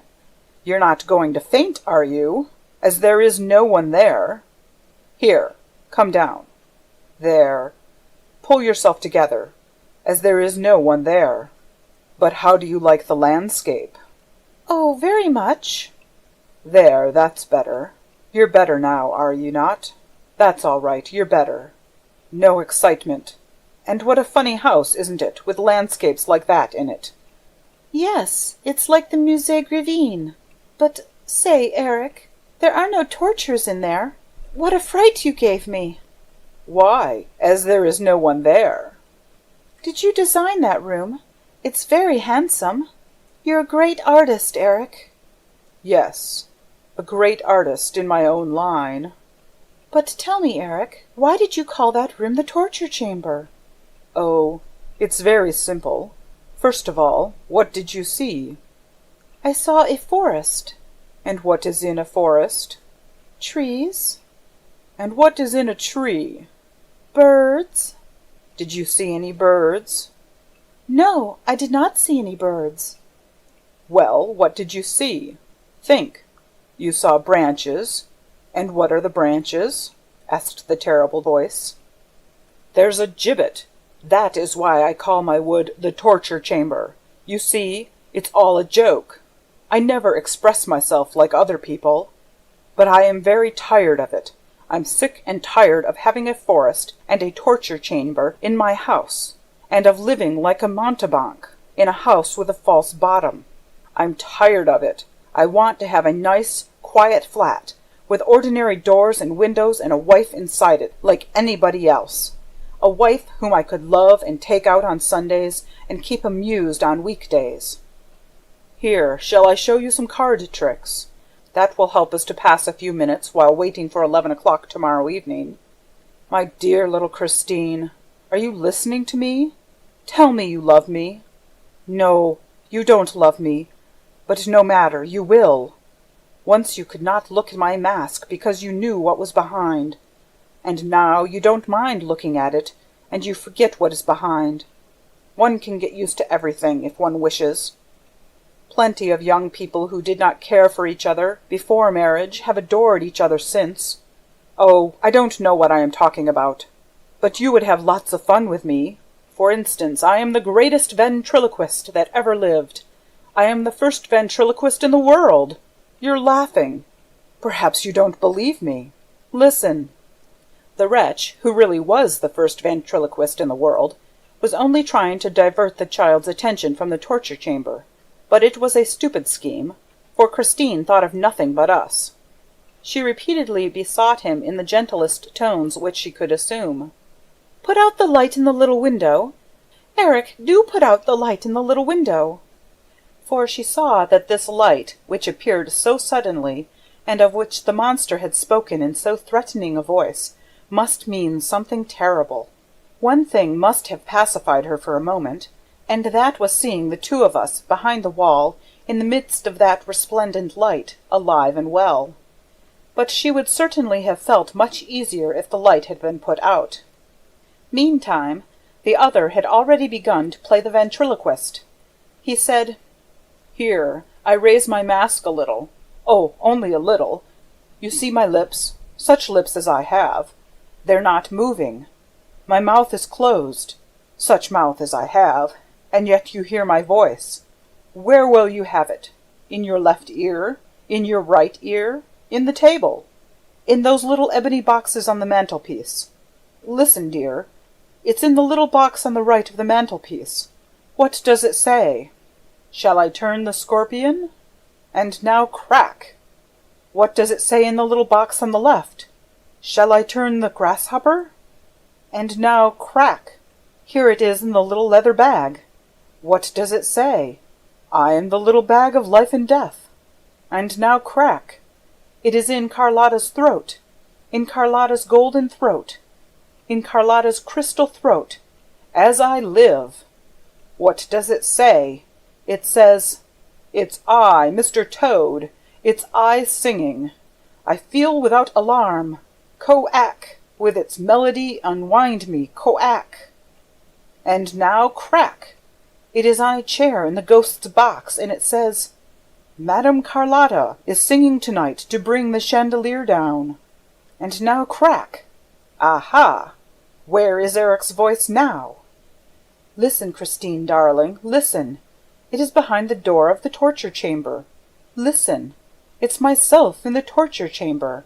And what do I say?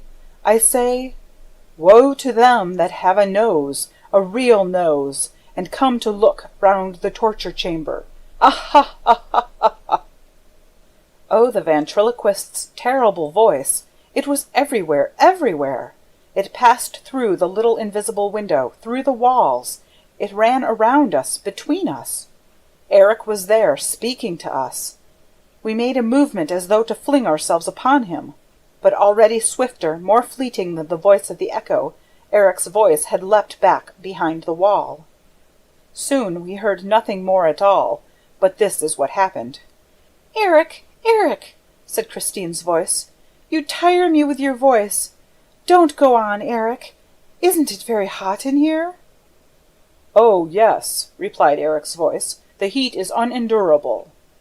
"But what does this mean? The wall is really getting quite hot. The wall is burning." "I'll tell you, Christine, dear.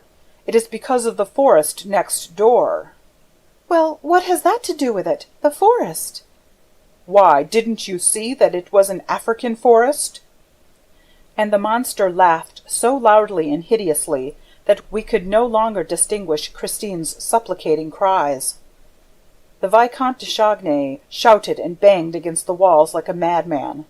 I could not restrain him, but he heard nothing except the monster's laughter, and the monster himself can have heard nothing else. And then there was the sound of a body falling on the floor and being dragged along, and a door slammed, and then nothing. Nothing more around us, save the scorching silence of the south in the heat of a tropical forest. End of chapter 23.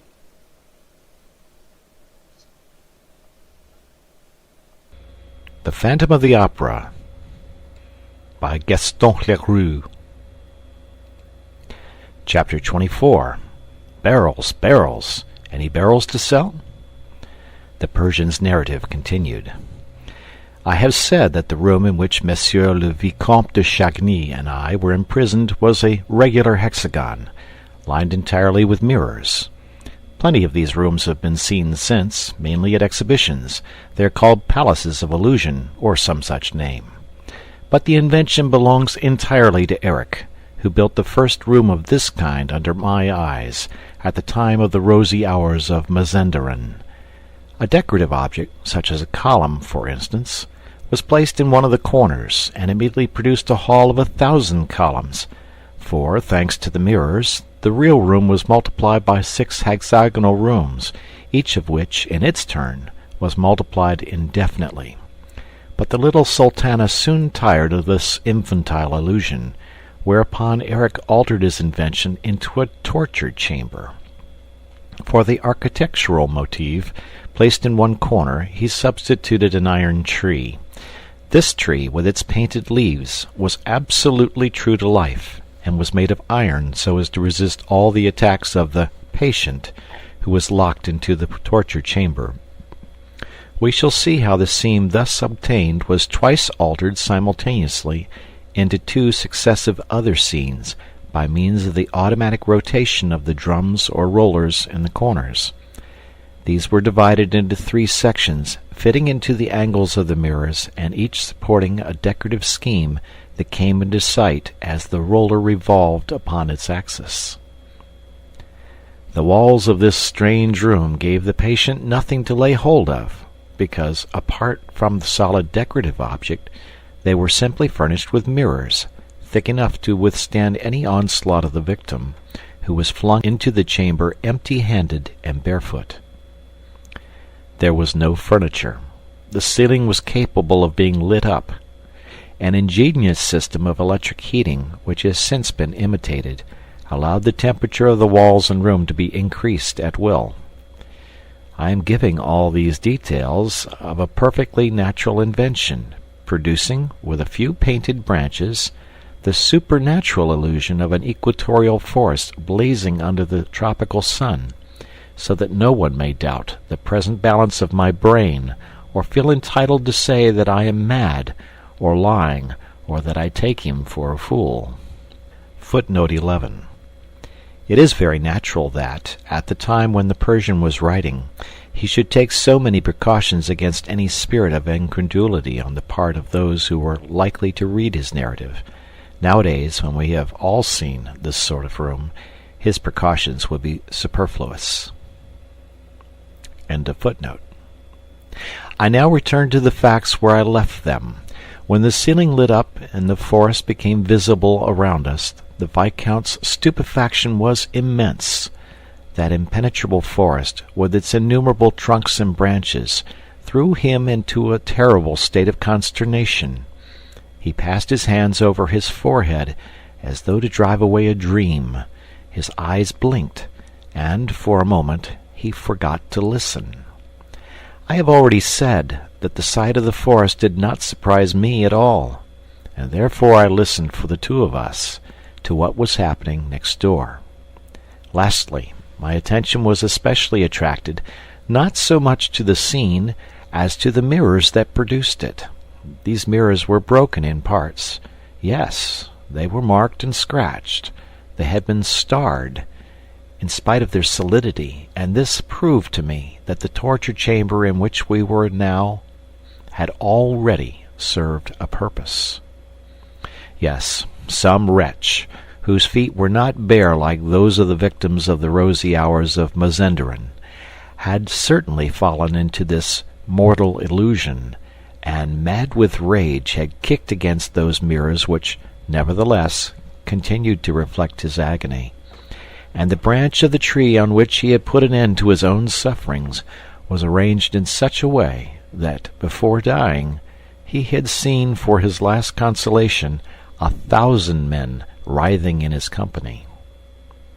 Yes, Joseph Buquet had undoubtedly been through all this. Were we to die as he had done? I did not think so, for I knew that we had a few hours before us, and that I could employ them to better purpose than Joseph Buquet was able to do. After all, I was thoroughly acquainted with most of Eric's tricks, and now or never was the time to turn my knowledge to account. To begin with, I gave up every idea of returning to the passage that had brought us to that accursed chamber. I did not trouble about the possibility of working the inside stone that closed the passage, and this for the simple reason that to do so was out of the question. We had dropped from too great a height into the torture chamber. There was no furniture to help us reach that passage, not even the branch of the iron tree, not even each other's shoulders were of any avail. There was only one possible outlet, that opening into the Louis-Philippe room in which Eric and Christine Daaé were. But though this outlet looked like an ordinary door on Christine's side, it was absolutely invisible to us. We must therefore try to open it without even knowing where it was.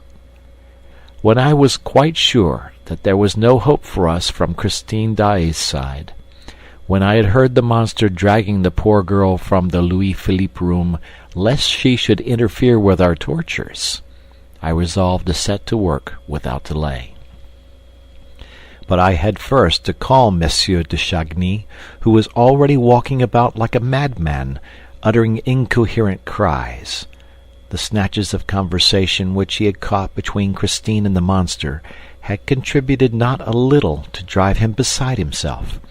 And to that, the shock of the magic forest and the scorching heat which was beginning to make the perspiration stream down his temples, and you will have no difficulty in understanding his state of mind.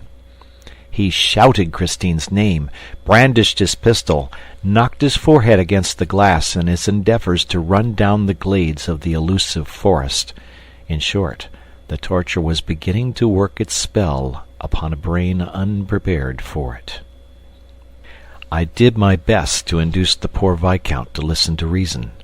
I made him touch the mirrors and the iron tree and the branches, and explained to him, by optical laws, all the luminous imagery by which we were surrounded, and of which we need not allow ourselves to be the victims like ordinary ignorant people. We are in a room, a little room, that is what you must keep saying to yourself, and we shall leave the room as soon as we have found the door. And I promised him that, if he let me act, without disturbing me by shouting and walking up and down, I would discover the trick of the door in less than an hour's time. Then he lay flat on the floor, as one does in a wood, and declared that he would wait until I'd found the door of the forest, as there was nothing better to do. And he added that, from where he was, The view was splendid. The torture was working, in spite of all that I had said. Myself, forgetting the forest, I tackled a glass panel and began to finger it in every direction, hunting for the weak point on which to press, in order to turn the door in accordance with Eric's system of pivots. This weak point might be a mere speck on the glass, no larger than a pea, under which the spring lay hidden. I hunted and hunted. I felt as high as my hands could reach. Eric was about the same height as myself, and I thought that he would not have placed the spring higher than suited his stature. While groping over the successive panels with the greatest care, I endeavored not to lose a minute, for I was feeling more and more overcome with the heat, and we were literally roasting in that blazing forest. I had been working like this for half an hour, and had finished 3 panels, when, as ill luck would have it, I turned round on hearing a muttered exclamation from the Viscount. "I am stifling," he said. "All those mirrors are sending out an infernal heat. Do you think you will find that spring soon? If you are much longer about it, we shall be roasted alive." I was not sorry to hear him talk like this. He had not said a word of the forest, and I hoped that my companion's reason would hold out some time longer against the torture. But he added, "What consoles me is that the monster is giving Christine until 11 tomorrow evening. If we can't get out of here and go to her assistance, at least we shall be dead before her. Then Eric's mass can serve for all of us." And he gulped down a breath of hot air that nearly made him faint. As I had not the same desperate reasons as Monsieur le Vicomte for accepting death, I returned, after giving him a word of encouragement, to my panel. But I had made the mistake of taking a few steps while speaking, and in the tangle of the elusive forest I was no longer able to find my panel for certain. I had to begin all over again, at random, feeling, fumbling, groping. Now the fever laid hold of me in my turn, for I found nothing, absolutely nothing. In the next room all was silence.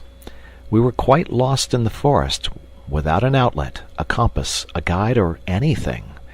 Oh, I knew what awaited us if nobody came to our aid, or if I did not find the spring. But look it as I might, I found nothing but branches, beautiful branches that stood straight up before me, or spread gracefully over my head. But they gave no shade, and this was natural enough, as we were in an equatorial forest, with the sun right above our heads, an African forest. Monsieur de Chagny and I had repeatedly taken off our coats and put them on again, finding at one time that they made us feel still hotter, and at another that they protected us against the heat. I was still making a moral resistance, but Monsieur de Chagny seemed to me quite gone. He pretended that he had been walking in that forest for 3 days and nights without stopping, looking for Christine Daaé.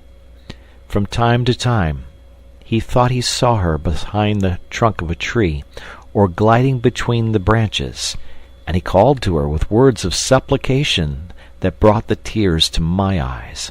And then at last, "Oh, how thirsty I am!" he cried in delirious accents. I, too, was thirsty. My throat was on fire. And yet, squatting on the floor, I went on hunting for the spring of the invisible door, especially as it was dangerous to remain in the forest as evening drew nigh. Already the shades of night were beginning to surround us. It had happened very quickly. Night falls quickly in tropical countries, suddenly, with hardly any twilight. Now night, in the forests of the equator, is always dangerous, particularly when, like ourselves, one has not the materials for a fire to keep off the beasts of prey. I did indeed try for a moment to break off the branches, which I would have lit with my dark lantern, but I knocked myself also against the mirrors, and remembered in time that we had only images of branches to do with. The heat did not go with the daylight. On the contrary, it was now still hotter under the blue rays of the moon. I urged the Viscount to hold our weapons ready to fire and not to stray from camp, while I went on looking for my spring. Suddenly, we heard a lion roaring a few yards away. "Oh," whispered the Viscount, "he's quite close. Don't you see him? There, through the trees, in that thicket. If he roars again, I will fire." And the roaring began again, louder than before, and the Viscount fired, but I do not think that he hit the lion, only he smashed a mirror, as I perceived the next morning at daybreak. We must have covered a good distance during the night, for we suddenly found ourselves on the edge of the desert, an immense desert of sand, stones, and rocks. It was really not worth while leaving the forest to come down upon the desert. Tired out, I flung myself down beside the Viscount, for I had had enough of looking for springs which I could not find. I was quite surprised, and I said so to the Viscount, that we had encountered no other dangerous animals during the night. Usually after the lion came the leopard, and sometimes the buzz of the tsetse fly. These were easily obtained effects, and I explained to Monsieur de Chagny that Eric imitated the roar of a lion on a long tabor or timbrel, with an ass's skin at one end. Over this skin he tied a string of catgut, which was fastened at the middle to another similar string passing through the whole length of the tabor. Eric had only to rub the string with a glove smeared with resin, and according to the manner in which he rubbed it, he imitated to perfection the voice of the lion or the leopard, or even the buzzing of the tsetse fly. The idea that Eric was probably in the room beside us working his trick made me suddenly resolve to enter into a parley with him, for we must obviously give up all thought of taking him by surprise. And by this time he must be quite aware who were the occupants of his torture chamber. I called him, "Eric! Eric!" I shouted as loudly as I could across the desert, but there was no answer to my voice. Around us lay the silence and the bare immensity of that stony desert. What was to become of us in the midst of that awful solitude? We were beginning literally to die of heat, hunger, and thirst, of thirst especially. At last I saw Monsieur de Chagny raise himself on his elbow and point to a spot on the horizon. He had discovered an oasis. Yes, far in the distance was an oasis with limpid water which reflected the iron trees. Tush! It was the scene of the mirage. I recognized it at once. The worst of the three. No one had been able to fight against it. No one. I did my utmost to keep my head and not to hope for water, because I knew that, if a man hoped for water, the water that reflected the iron tree, and if, after hoping for water, he struck against the mirror, then there was only one thing for him to do, to hang himself on the iron tree. So I cried to Monsieur de Chagny, "It's the mirage! It's the mirage! Don't believe in the water! It's another trick of the mirrors!"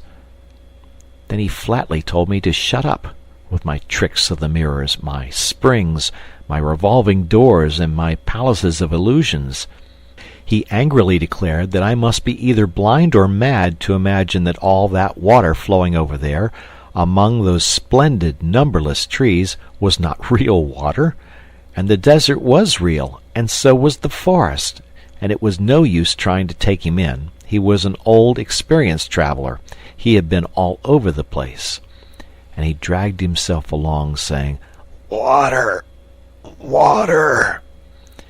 And his mouth was open, as though he were drinking. And my mouth was open too, as though I were drinking. For we not only saw the water, but we heard it. We heard it flow. We heard it ripple. Do you understand that word, ripple? It is a sound which you hear with your tongue. You put your tongue out of your mouth to listen to it better. Lastly, and this was the most pitiless torture of all, we heard the rain, and it was not raining. This was an infernal invention. Oh, I knew well how Eric obtained it. He filled with little stones a very long and narrow box, broken up inside with wooden and metal projections. The stones, in falling, struck against these projections and rebounded from one to another, and the result was a series of pattering sounds that exactly imitated a rainstorm. Ah, you should have seen us putting out our tongues and dragging ourselves towards the rippling river bank. Our eyes and ears were full of water, but our tongues were hard and dry as horn. When we reached the mirror, Monsieur de Chagny licked it, and I also licked the glass. It was burning hot. Then we rolled on the floor with a hoarse cry of despair. Monsieur de Chagny put the one pistol that was still loaded to his temple, and I stared at the Punjab lasso at the foot of the iron tree. I knew why the iron tree had returned in this third change of scene. The iron tree was waiting for me. But as I stared at the Punjab lasso, I saw a thing that made me start so violently that Monsieur de Chagny delayed his attempt at suicide. I took his arm, and then I caught the pistol from him, and then I dragged myself on my knees towards what I had seen. I had discovered near the Punjab lasso, in a groove in the floor, a black-headed nail of which I knew the use. At last I had discovered the spring. I felt the nail.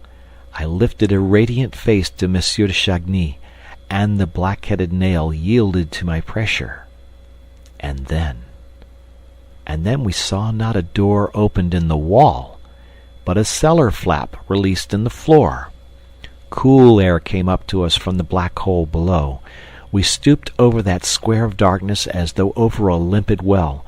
With our chins in the cool shade, we drank it in, and we bent lower and lower over the trapdoor. What could there be in that cellar which opened before us? Water? Water to drink?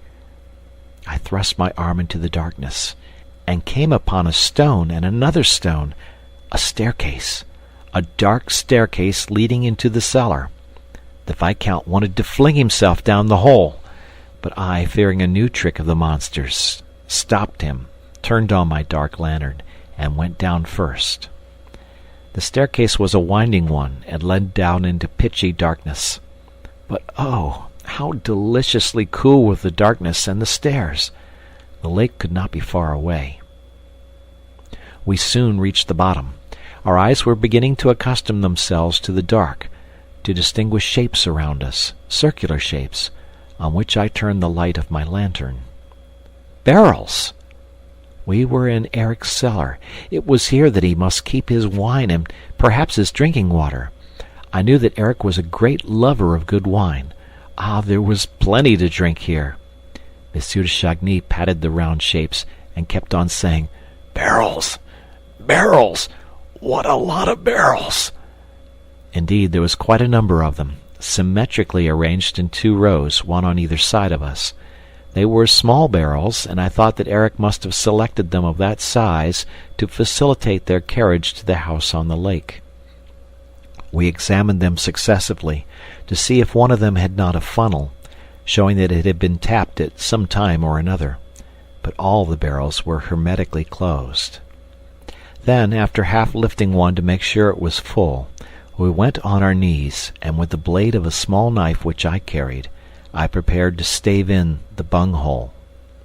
At that moment, I seemed to hear, coming from very far, a sort of monotonous chant which I knew well, from often hearing it in the streets of Paris.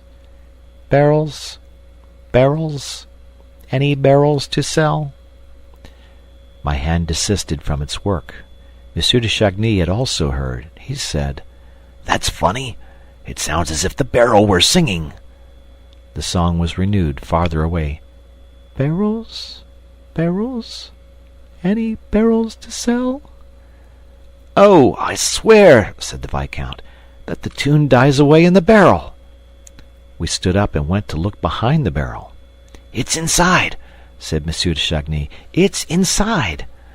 But we heard nothing there, and were driven to accuse the bad condition of our senses. And we returned to the bunghole. Monsieur de Chagny put his 2 hands together underneath it, and, with a last effort, I burst the bung. "What's this?" cried the Viscount. "This isn't water!" The Viscount put his 2 full hands close to my lantern. I stooped to look, and at once threw the lantern with such violence that it broke and went out, leaving us in utter darkness. What I had seen in Monsieur de Chagny's hands was gunpowder. End of chapter 24.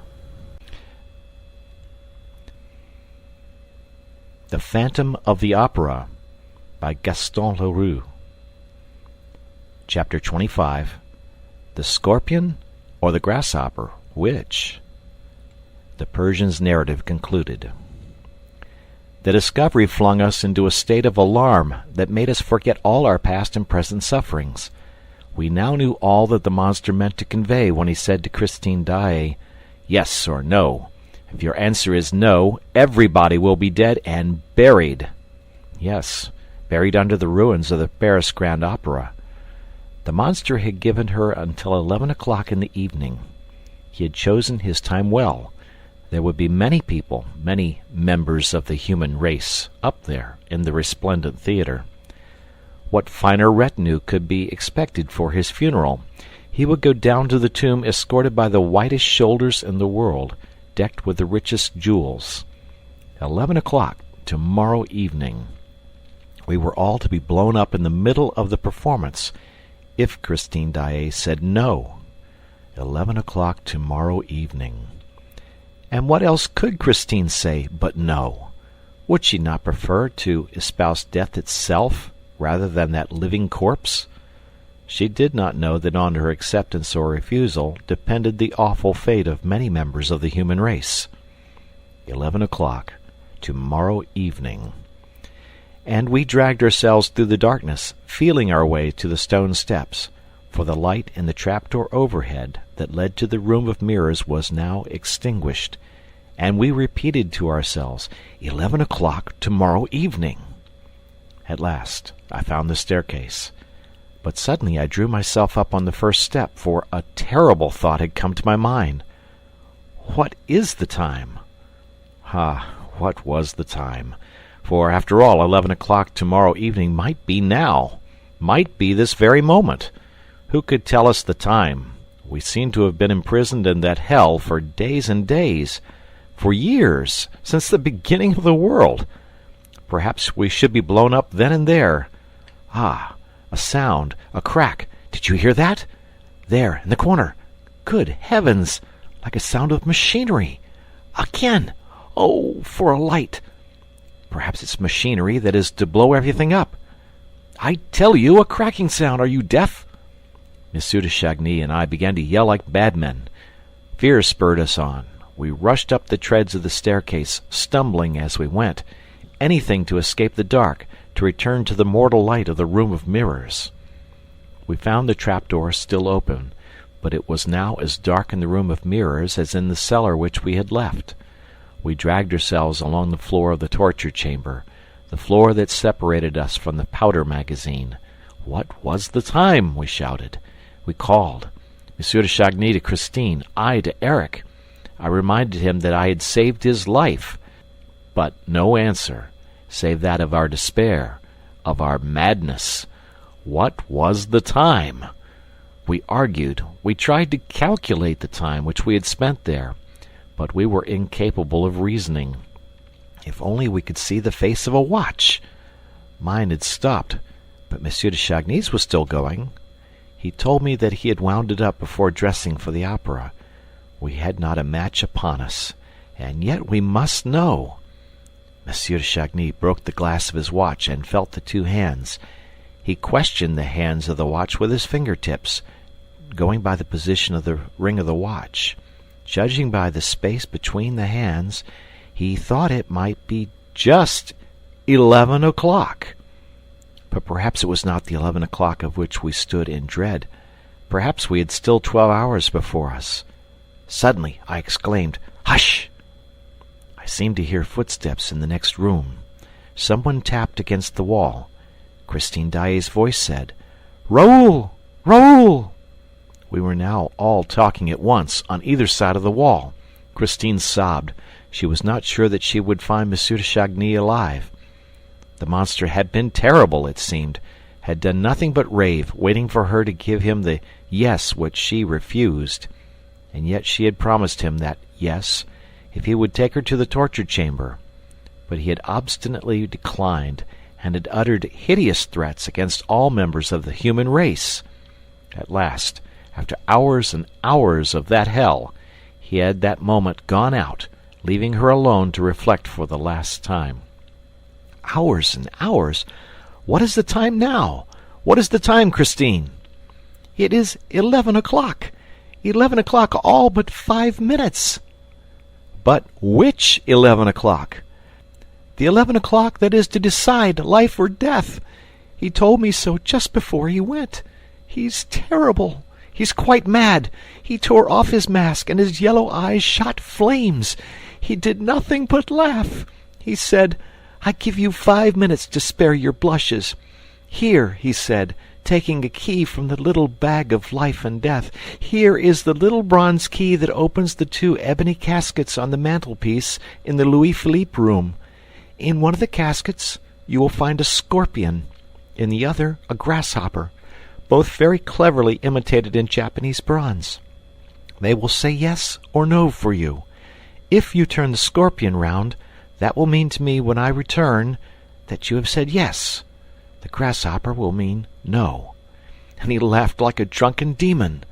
I did nothing but beg and entreat him to give me the key of the torture chamber, promising to be his wife if he granted me that request.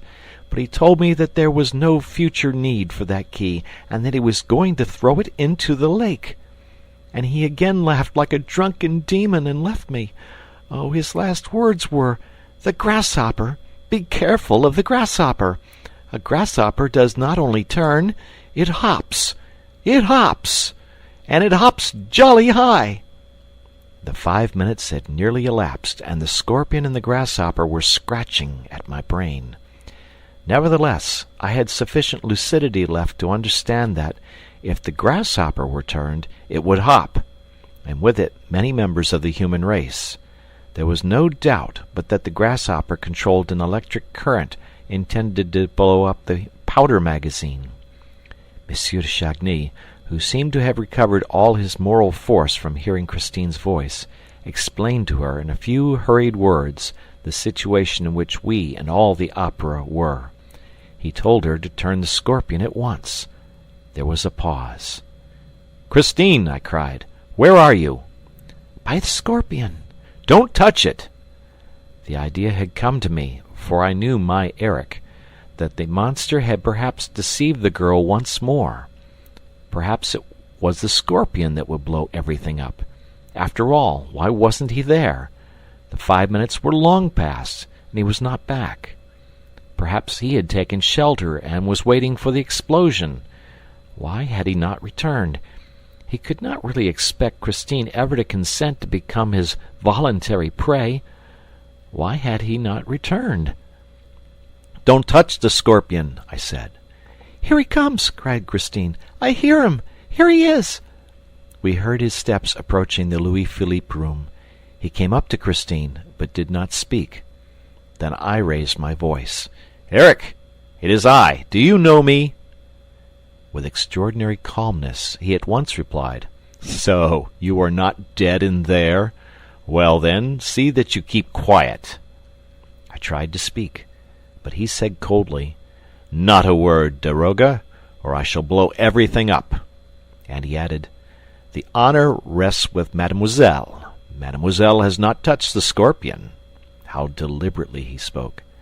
"Mademoiselle has not touched the grasshopper." With that composure. "But it is not too late to do the right thing. There, I open the caskets without a key, for I am a trapdoor lover, and I open and shut what I please and as I please. I open the little ebony caskets. Mademoiselle, look at the little dears inside. Aren't they pretty? If you turn the grasshopper, mademoiselle, we shall all be blown up. There is enough gunpowder under our feet to blow up a whole quarter of Paris. If you turn the scorpion, mademoiselle, all that powder will be soaked and drowned. Mademoiselle, to celebrate our wedding, you shall make a very handsome present to a few hundred Parisians who are at this moment applauding a poor masterpiece of Meyerbeer's. You shall make them a present of their lives. For with your own fair hands you shall turn the scorpion, and merrily, merrily we will be married. A pause. And then,